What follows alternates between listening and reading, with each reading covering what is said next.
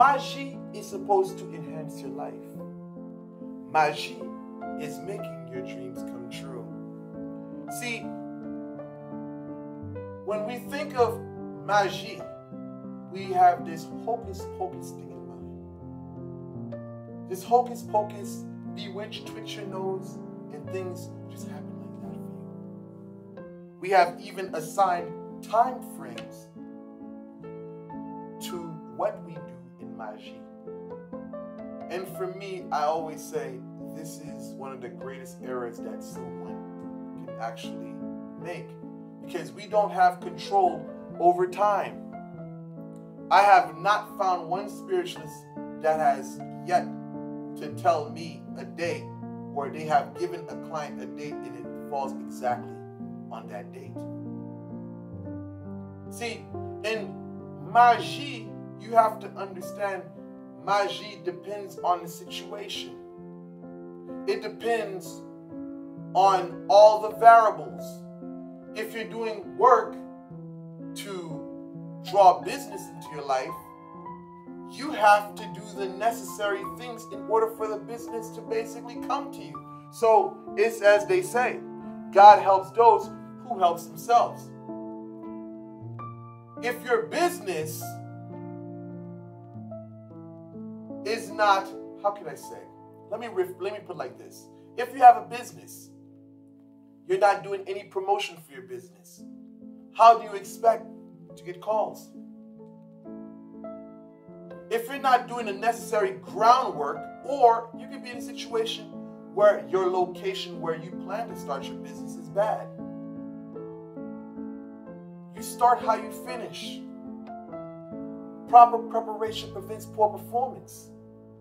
See, before you do your Magi, you have to have a plan.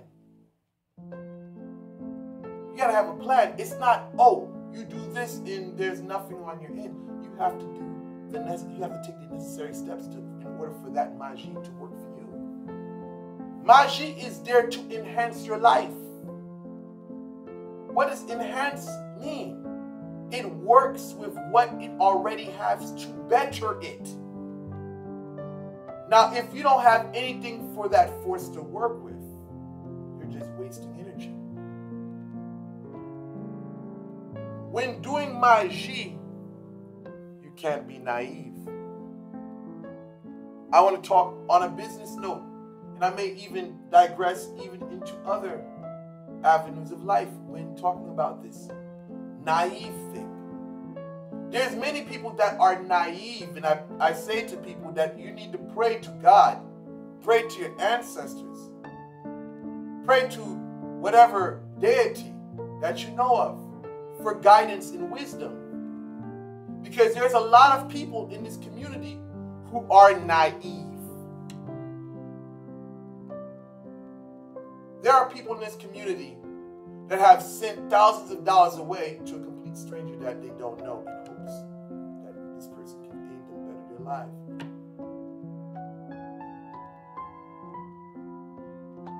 There's people that think when they do work that everything's supposed to come to them. Like they walk out the front door and everything that they want is outside the front door.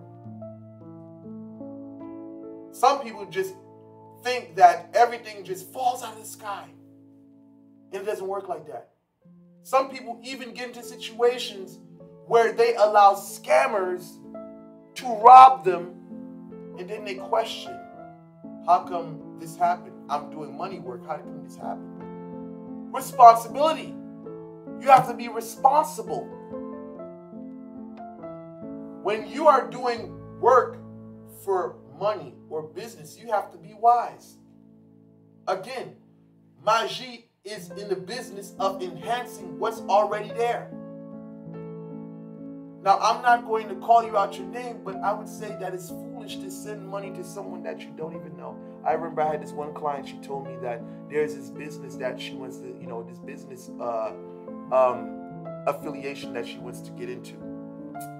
And she said that the people said she has to put down $50,000 for this, how can I say, this cooperation or this association. I said, listen, listen to what you're saying. They're asking you for $50,000 deposit to become part of some organization. This client was about to pay that. See, you people cannot be naive. I say this, you have to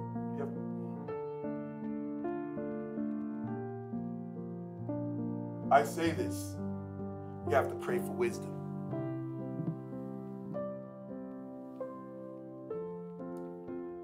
You have to pray for wisdom.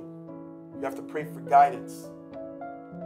Because just because the spirits are there presenting you with the opportunities to make money, it doesn't mean that you have to put your guard down. Because the spirits are out there, they're not human. Nobody's going to walk up to us and say, oh, don't make that deal, or don't make that, don't make that partnership. Sometimes we have to use prudence. We have to use wisdom. With Magi, when it comes down to love work, you can't think that the work that you're doing is going to prevent your person from having free will.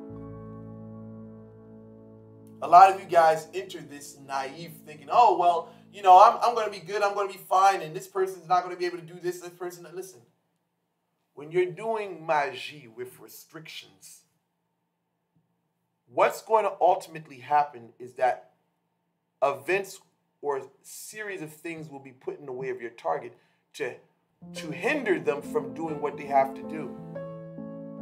Or not what they have to do, what they desire to do. And there will be consequences when they step out of that contract or the boundary which you have set upon your lover. So when it boils down to love magic, everyone has a free will. You can't take the free will. There's people that come to me all the time, Leonard, I want you to make it so that he only has eyes for me, he's only faithful to me, and this and that. Listen, the spirits can motivate and push him in that direction.